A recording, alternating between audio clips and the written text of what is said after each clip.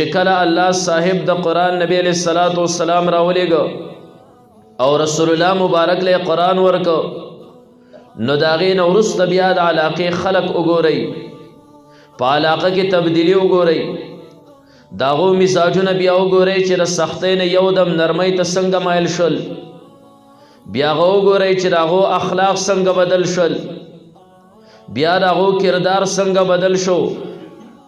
مکمل تبدیلی په هغو کې راله د قرآن نه مخکې هغه خلکو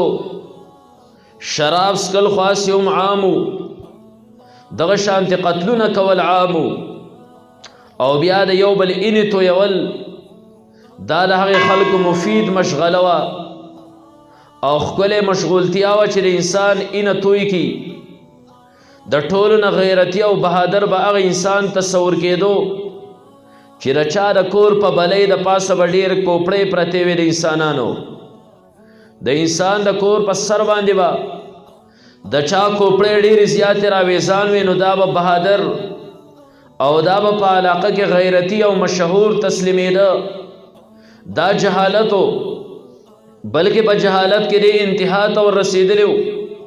په دې لاره کې به یو کس کېناسته او دا خپې به یې داسې مخکې وغځولې یاره څوک شتی راسي چې زما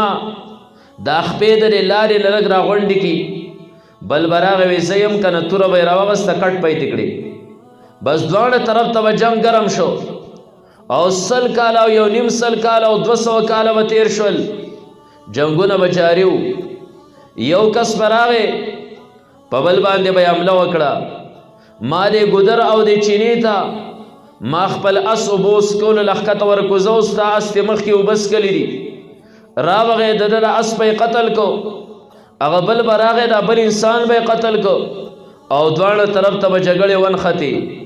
او په سوونو کاله چې دی نو دا جنګونه به داسې جهالت او بلکې بیا په جهالت کې دې انتها ته وررسېدلی و د قرآن نه مخکې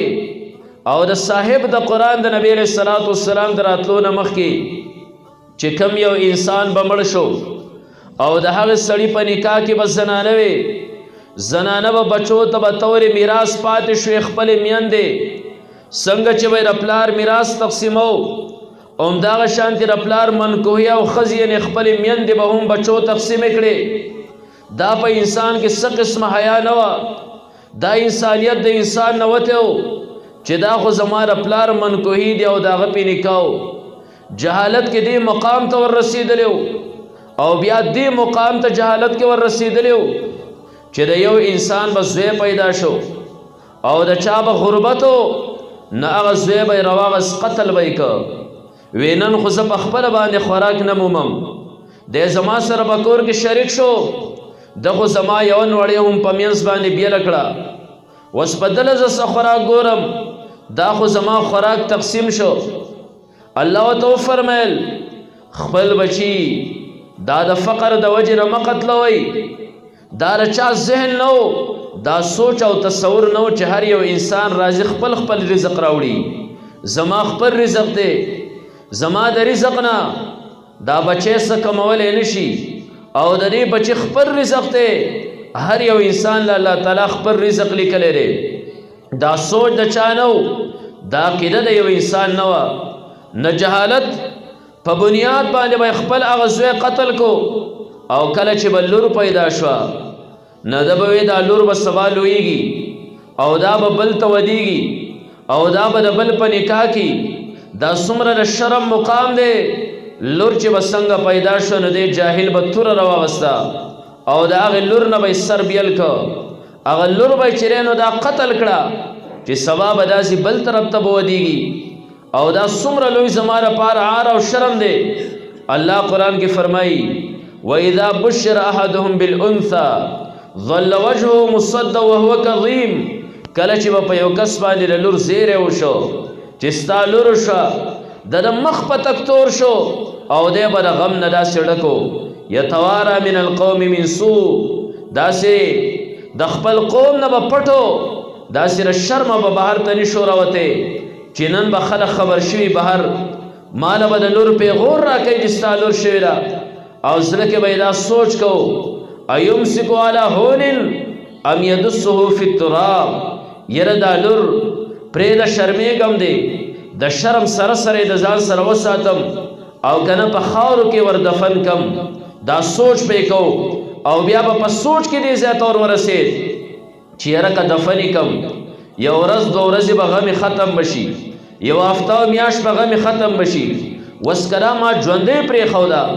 نو دا به ټول عمر خلک پې غرونه راکوي چې ستا لور ده نو دې شرم ته به څوک ټینګېږي لہذا لور به یې راواغسته او لور به یې چې دی نو دا قتل کړه جهالت کې دې مقام او انتها ته ورسېدلی نن خلک د مشرۍ دپاره کوڅه په کوڅه باندې ګرځي چې زه د علاقې مشر شم زه د ملک مشر شم که هغې خلکو باندې به چاته وي چې مشر شه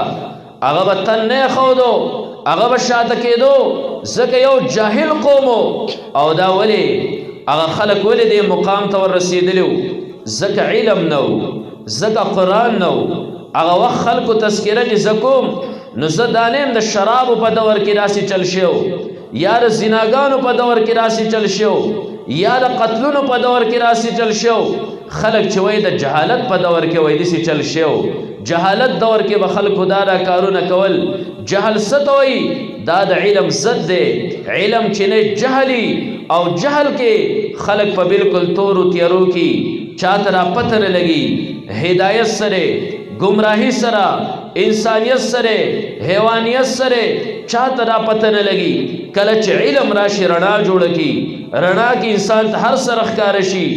لار انسان ویني کندې هم ویني غني هم ویني انسان بیا په سیده لار باندې تک کوي د غنو او د کندو نه ځان بچ کوي قرآن راغی رڼا وه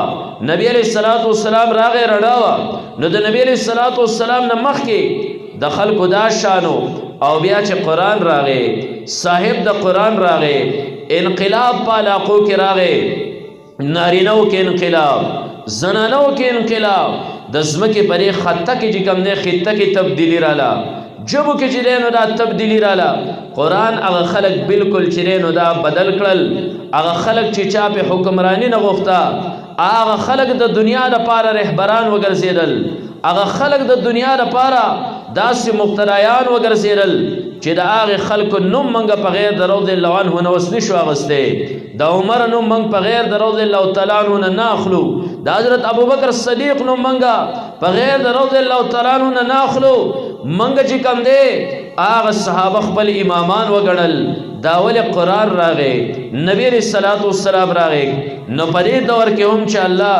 یوې علاقې ته عالم ورسوي یوې علاقې ته قاري ورسوي هلته د قرآن درس او تدریس شروع شي د دې نه پته راولګېده چې الله د دې خلکو تقدیر نور بدل که الله په دې علاقه کې وس انقلاب او تبدیلی غواړي دا خلک چې کوم دی الله ځان طرف ته رانږدې کول غواړي نو په دې باندې شکر د الله وباسئ چې شکر الحمدلله الله موږ له هم دلته کې دیني درسګاه راکړه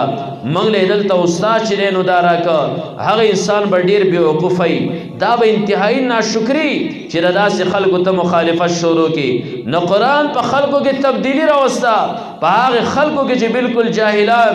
او په جهالت کې انتها طرف ته ورسېدلو ظلم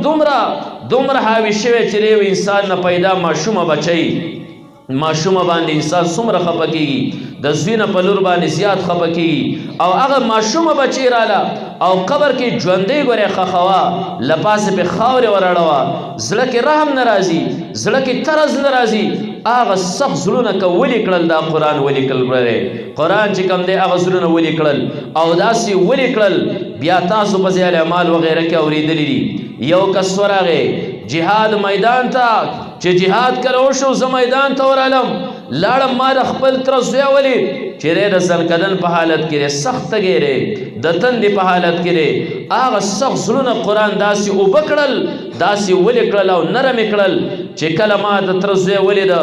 زه یې ولیدم چې زما د تره زوی راغی ما ته یې ماله اوبه راوړه زه لاړم ما اوبه په لوښي کې راواغستې هغه ګیلاس او جام زما په لاس کې و چې مخامخ یو بل کس دی هغه زخمی حالت کې پروت دی هغه هم داسې په غلي اواز باندې اواز وکړه ماله اوبه زما د تره زوی ما ته اشاره وکړه چې ماله اوبه مه راکوه غلی ویسه دا هغه خلک چې د هغو په زړونو کې سختي پرته وه الله د قرآن په ذریعې سره او صاحب د قرآن د نبي علیه الصلاة والسلام په ذریعې سره داسې نرم کړل چې په خپل ځان باندې بل له ترجیح ورکوي ویؤثرون علی انفسهم ولو کان بهم خصاصه بل له ترجیح ورکوي اگر که په خپل باندې په خپل ځان باندې تکلیف تیری په خپل ضرورتمندي په خپل باندې تکلیف تیری میلمه په جماعت کې میلاو شو لاره کې میلمه میلاو شو کور ته به یې راوسته ډیوه به یې مړه کړه